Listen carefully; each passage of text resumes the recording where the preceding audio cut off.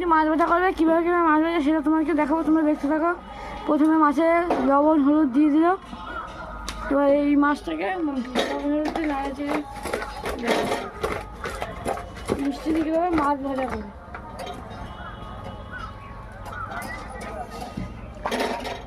কড়াইতে তেল দিয়ে দিয়েছে,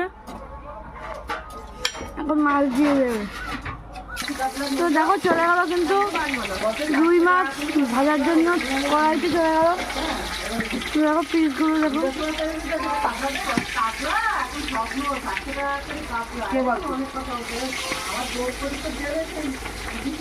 দেখো কিভাবে কিভাবে ভাজা করে দেয়।